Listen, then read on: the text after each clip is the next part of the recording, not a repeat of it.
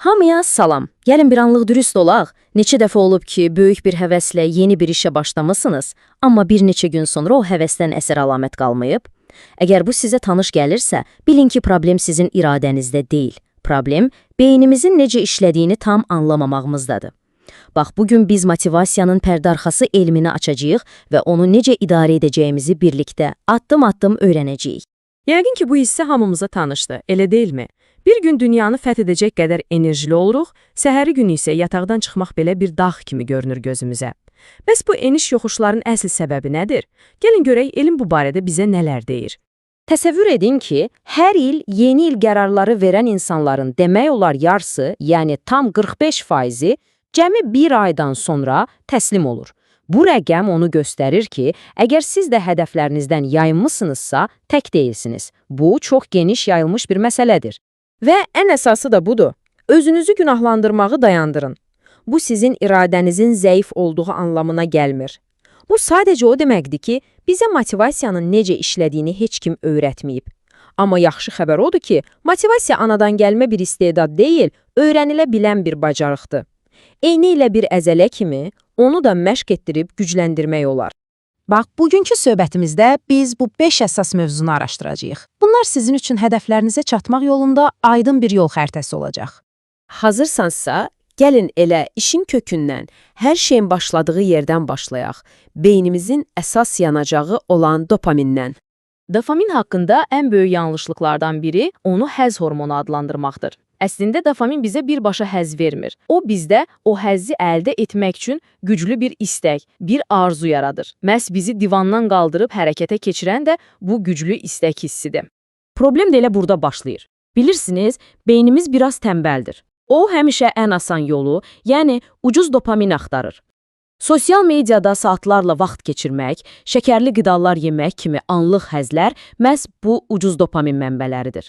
Və bunlar idman zalına getmək kimi daha çox zəhmət tələb edən qazanılmış dopamin yolunda bizim ən böyük düşmənimizə çevrilir.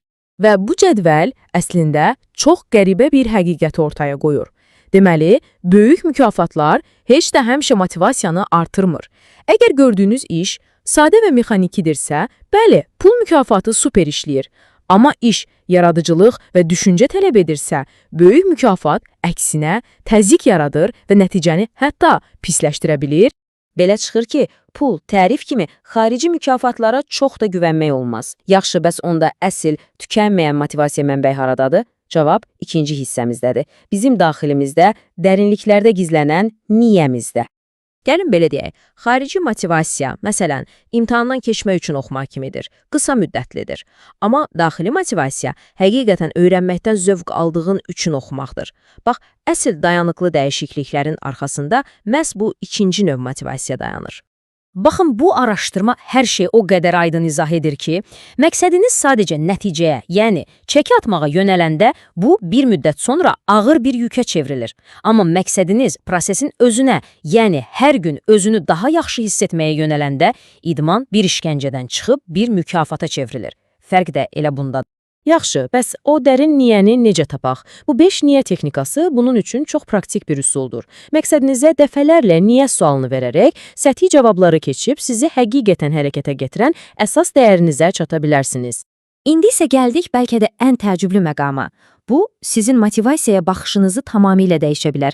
Hamı elə bilir ki, əvvəlcə motivasiya gəlməlidir, sonra hərəkət. Bəs əslində bunun tərsi olsa? Bu cümləni bir yerə yazın və hər gün baxın. Motivasiya hərəkətin nəticəsidir, səbəbi deyil. Biz ömrümüz boyu motivasiyanın gəlməsini, o ilham pərisinin bizi tapmasını gözləyirik. Amma elm deyir ki, gözləmə, sadəcə kiçik bir addım at və görəcəksən ki, motivasiya özü sənin arxanca gələcək. Bəs o ilk addımı necə ataq? Məqsədi o qədər kiçildin ki, onu etməmək üçün heç bir bahanəniz qalmasın. 5 kilometr qaçmaq çətin gəlir. Yaxşı, sadəcə idman ayaqqabını geyin. Və ya 2 dəqiqədən az çəkən işləri əsla təxirə salmayın. Bu, kiçik strategiyalar başlanğıcdakı o böyük müqaviməti qırmağa kömək edir. Və əgər yeni bir vərdişə başladıqdan bir neçə həftə sonra hələ də çətinlik çəkirsinizsə, qətiyyən ruhdan düşməyin. Elm deyir ki, bir davranışın tam avtomatikləşməsi, yəni düşünmədən etdiyimiz bir şeyə çevrilməsi üçün orta hesabla 66 gün lazımdır. Yəni 2 aydan çox. Özünüzə vaxt verin. Bu bir sprint deyil, marafondur. Yaxşı, başlamağın yolunu tapdıq. Bəs davam etməyin yolu nədir? Motivasiyanı aylarla, hətta illərlə necə canlı saxlaya bilərik? Bunun sirri 4-cü hissəmizdədir. Qızıl orta nöqtəni tapmaq. Deməli, motivasiyanın 2 əsas düşməni var. Biri cansıxıcılıqdır, yəni iş çox asan olanda. Digəri isə narahatlıqdır, yəni iş həddindən artıq çətin olanda.